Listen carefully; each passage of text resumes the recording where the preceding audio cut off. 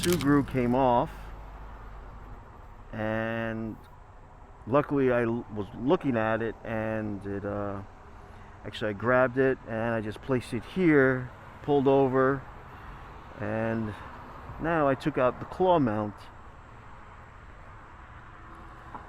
So I stuffed a rag under it because when you did the claw mount it kind of bounces.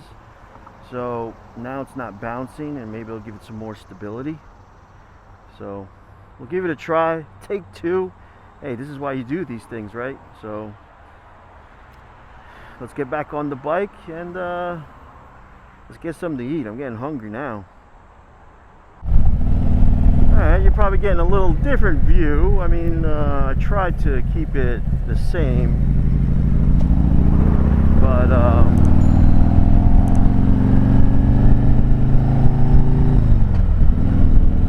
yeah, so hey, the sugru failed, and luckily I had the clip mount or ram claw mount. I really wish they made it. I know they do it for handlebars. Maybe you gotta find something that clamps on and has rubber and that fits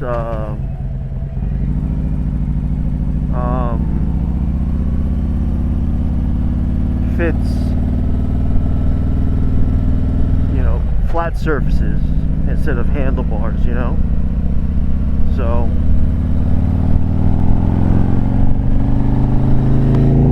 all right.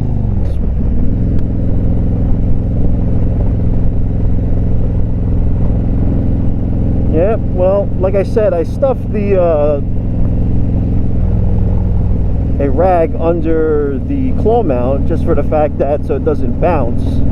Now, I just don't like clipping the claw mount to where the air vent is, because it feels like the plastic is very flimsy, and I feel like if I hit a bump and with this weight on the camera, it's just gonna crack. So back to the drawing board, and hopefully I find a solution. I was thinking maybe that ball mount I got, maybe I got a hard mounted somewhere, but we'll see. You know, like I said, this is always a test. I've only tested this a few times, maybe around 3-4 times, and this is actually the first time I'm actually making a video and putting it out there.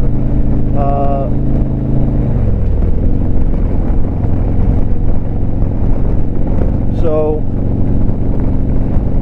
I hope it's coming out clear, and yeah, I hope I come out with maybe I have to figure out a new way to mount it on the front here, because like I said, I don't like it.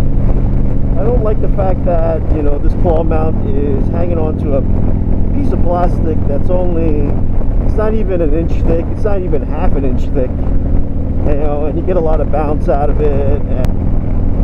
But hey, that's what you got to do. You got to test all this stuff out, you know, and you know, I hope this view is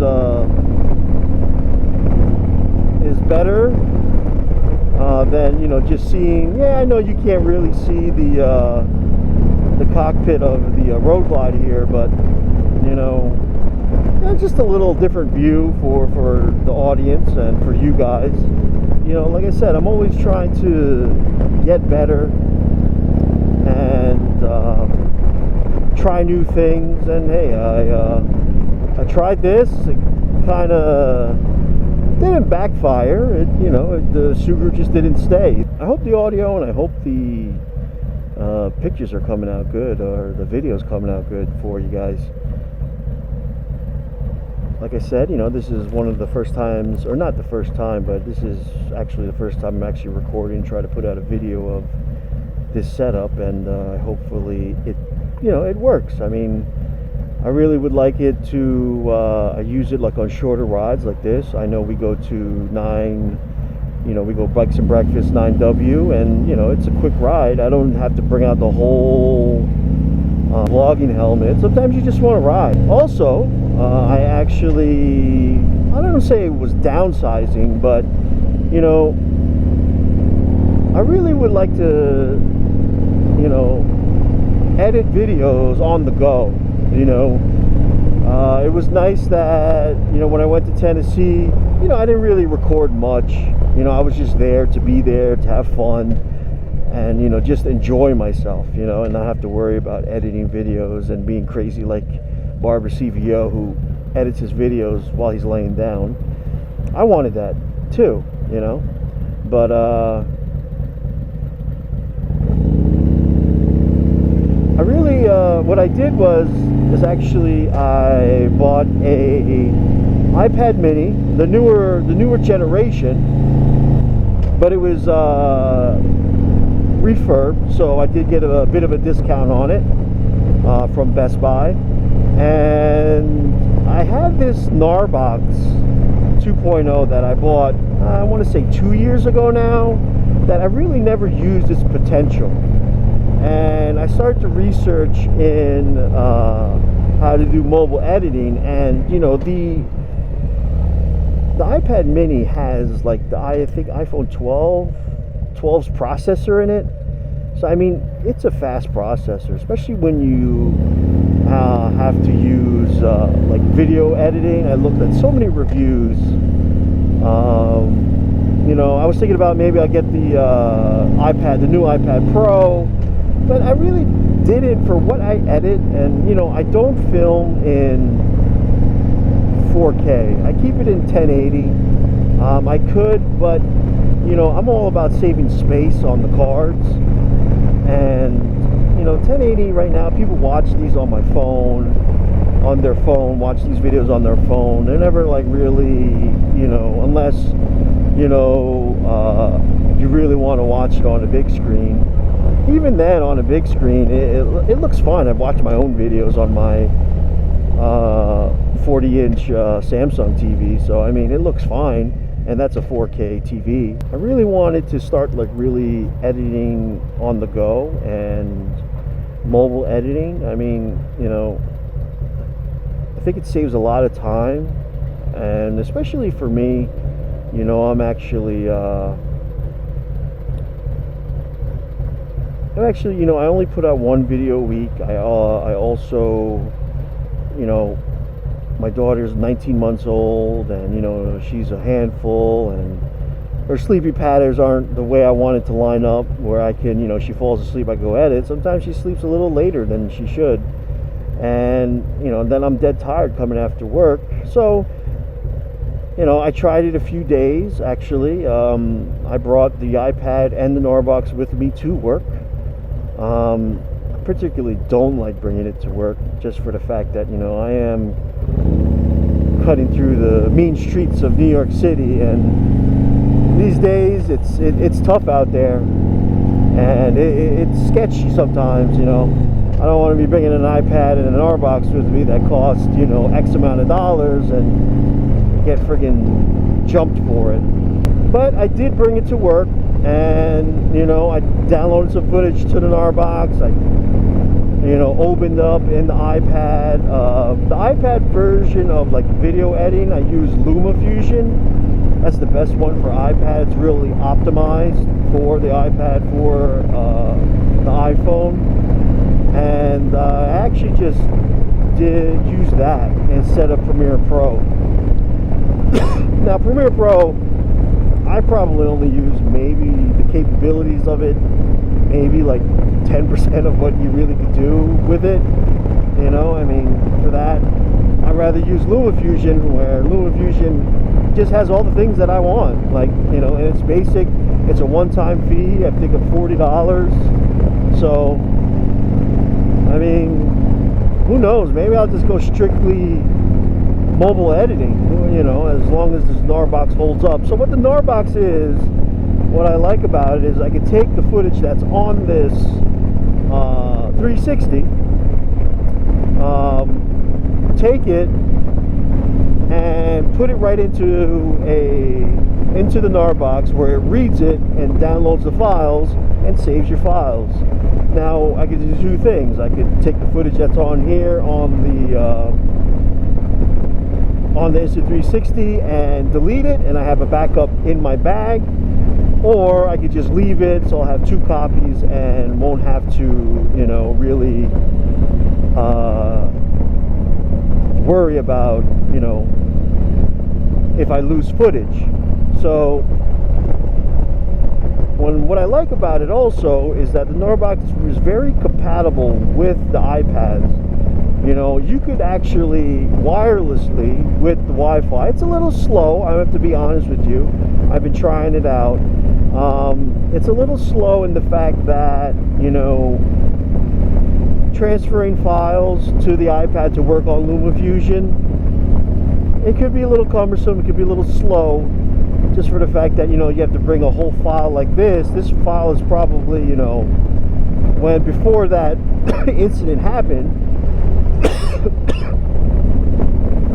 sorry, excuse me, before that incident happened that this came off, it was like a 19-minute video already, so it can be slow transferring, try to edit that, but the workaround is that I have to get a dongle, and I could hook up the dongle dongle plus the Gnarbox cord directly to the iPad, and it will, you know, transfer files over quicker. So, you know, but for now, what I usually do is I'll take the Insta360 app and I'll render the 360 video on LumaFusion, on the Insta360 app, and then I will just save it to the iPad itself, and then when I import it, the 360 video is a lot quicker because it's on the hardware itself. The only thing I have to do is actually, when I export it, I have to export it twice on the Insta360 app, where I export it to the iPad itself and then to an external hard drive, because the iPad, it's a refurbed one. I mean, I got a good deal on it. It's only not 64, it's only 256 gig, and you know, 256 gig now these days really eats up space. So after I'm done with all the editing and all that, I have to take it out of the internal memory and erase it, because you're just taking up space. What I like about it is, you know, once I take the 360 footage, you put it on the iPad itself, you know, it's editing a lot faster instead of using the Gnarbox that uses Wi-Fi. Now with the Gnarbox,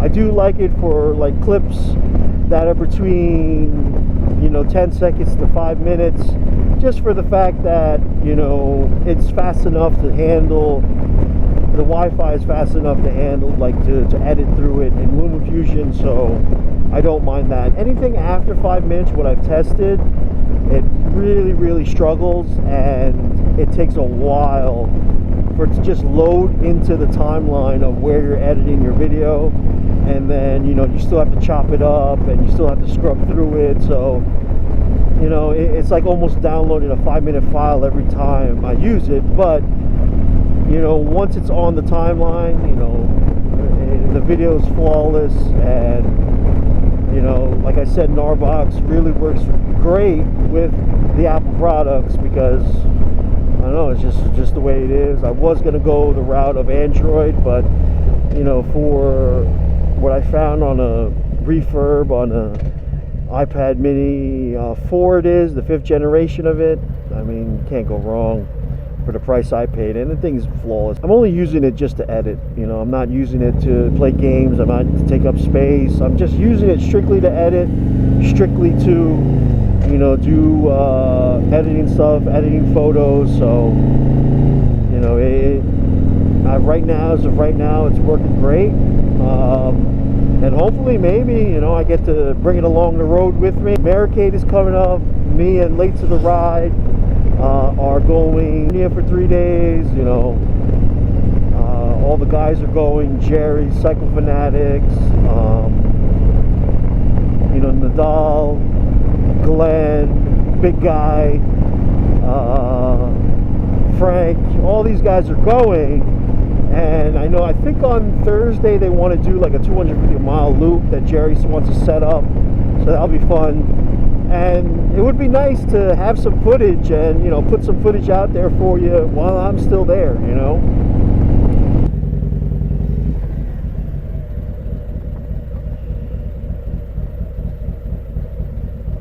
Of course, this guy's got to park here.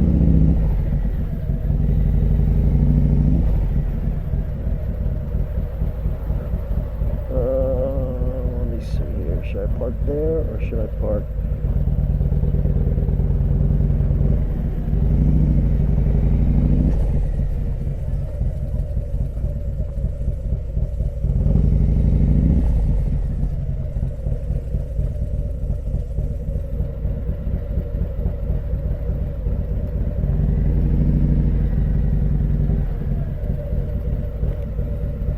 All right, keep it loaded.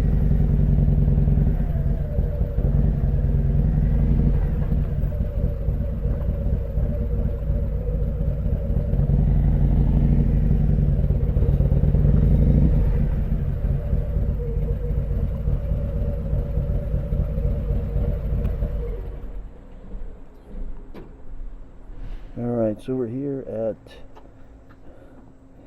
9W to Market.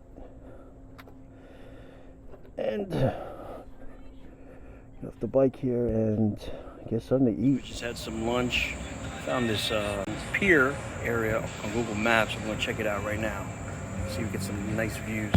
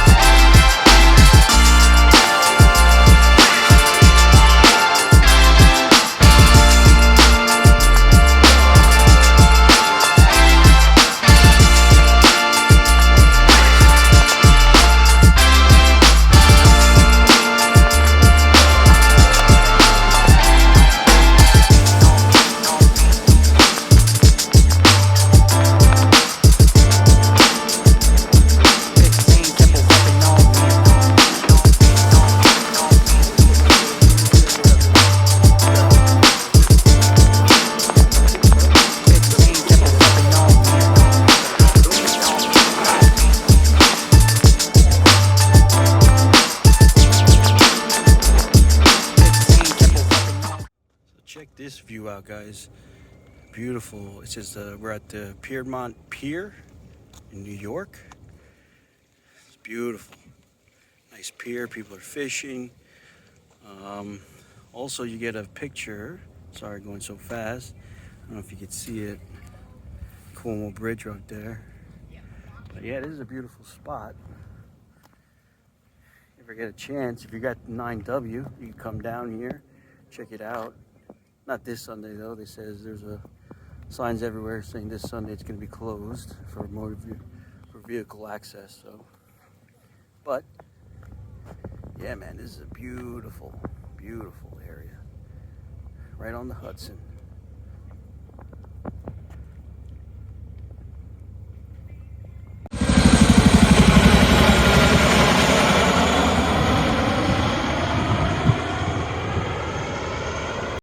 Helicopter? Oh shit.